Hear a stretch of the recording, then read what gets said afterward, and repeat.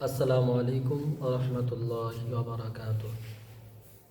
প্রিয় দেশবাসী, আজকে খুবই একটি গুরুত্বপূর্ণ বিষয় আপনাদের সম্মুখে নিয়ে উপস্থিত হয়েছি। সমস্ত দেশবাসী, বিশেষ করে মুসলিম সম্প্রদায় মানুষদের কাছে আমার আবেদন যে আপনারা ভিডিওটি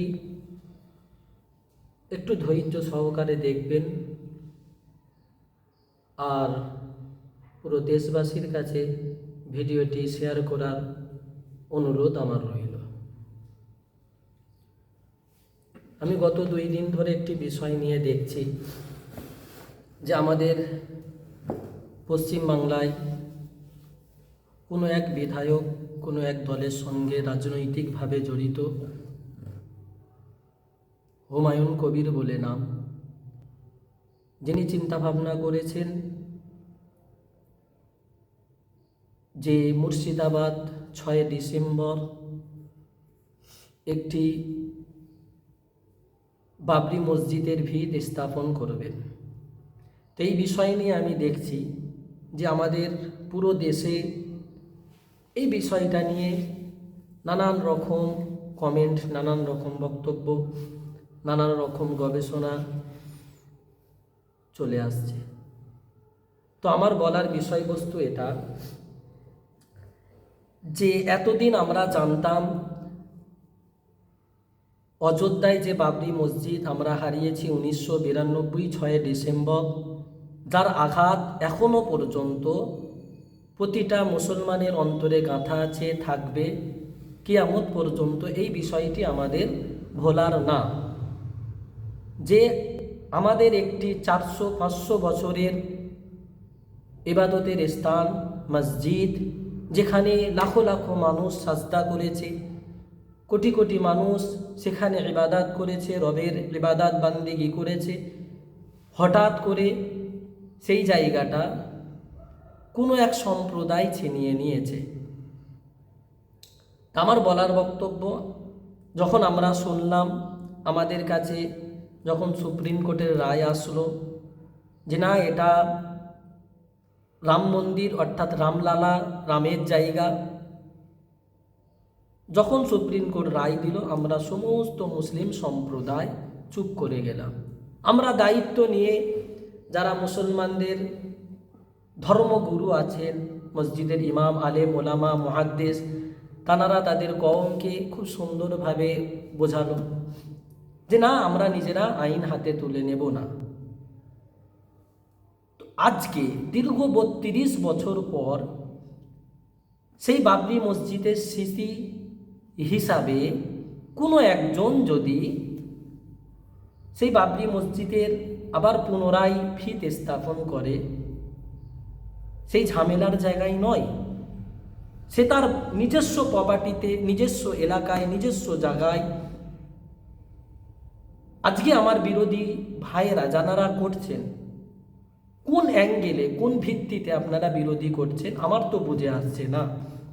আমার দেশবাসীর কাছে এটাই প্রশ্ন, এটাই জিজ্ঞাসা যে এতদিন আমরা জেনেছি বাবরি মসজিদের জায়গা রামলীলার জায়গা, রামের জায়গা, এই জন্য বাবরি মসজিদ সরাতে হবে। আজকে আমরা জানছি না, বাবর একজন সাম্প্রদায়িক লোক ছিল, একজন খারাপ মানুষ ছিল, সেই জন্য বাবরি মসজিদ ভাঙা হয়েছে। দুই রকম কথা হচ্ছে না, কথাটা দুরকম হচ্ছে। একবার আপনারা বলছেন রামের জায়গা, একবার আপনারা বলছেন যে না, বাবর নামটাই সমস্যা। তা আমার কাছে প্রশ্ন, আজকে কোনো একজন মানুষ দীঘাতে জগন্নাথ মন্দির করলো, কোনো একজন মানুষ অযোধ্যায় রাম মন্দির করলো, 2 বছর, 5 বছর, 10 বছর পরে যদি সেই মানুষটি খারাপ হয়ে যায়, আমি ধরে নিলাম সেই মানুষটির বিষয়ে যদি কিছু খারাপ বার্তা উঠে আসে, তাহলে আপনারা কি ওই রাম মন্দির ভেঙে দেবেন? তাহলে কি আপনারা দীঘার জগন্নাথ মন্দির ভেঙে দেবেন? একটা কথা আমার পুরো দেশবাসীর কাছে, যে কোনো মানুষকে নিয়ে কোনো ধর্মের সঙ্গে যুক্ত করা এটা ঠিক নয়। মানুষ মানুষের জায়গায়, ধর্ম ধর্মর জায়গায়। কোনো মানুষ আমি খারাপ করেছি বলে আমার জন্য আমার ধর্ম খারাপ, এটা অনুচিত। অতএব আজকে আমি দায়িত্ব নিয়ে বলছি যে যারা আজকে বাবরি মসজিদের বিরোধিতা করছেন, আপনারা ক্লিয়ার বলেন যে এটা হিন্দুত্ব রাজ আমরা চালাতে চাইছি। পরিষ্কার ক্লিয়ার আপনারা এই বার্তা দেন। কে কি করছে না করছে ওই সব বাদ দেন, আপনারা পরিষ্কার বলেন যে আমরা ভারতের জমিন, ভারতবর্ষটা কোনো সংবিধান নয়, কোনো আইন নয়, কোনো কানুন নয়, এইটা কোনো একটা ধর্ম, কোনো একটা ধর্মের উপর ভিত্তি করে আমাদের দেশ চলবে, অর্থাৎ হিন্দুত্ব রাজ আমাদের চলবে। যেমন গত স্বাধীনতা দিবসে, স্বাধীনতার আগে যেমন ইংরেজরা চালিয়েছিল, আজকে হিন্দুত্ব রাজ আরএসএস এই দেশ চালাবে, এরকম একটা আপনারা ক্লিয়ার বলেন। আপনারা কখন কেমন কথা বলছেন আমার তো কিছু বুঝে আসছে না। কেউ একজন বলল, আজকে আমি ভিডিও করছি, জানি না কি হবে, তো যাই হোক, কেউ একজন বলল যে ওই হুমায়ুন কবিরের মাথা মুবারককে যে কেটে নিয়ে আসবে তাকে 1 কোটি টাকা পুরস্কার দেওয়া হবে। কোথায় দেশের আইন, কোথায় দেশের কানুন?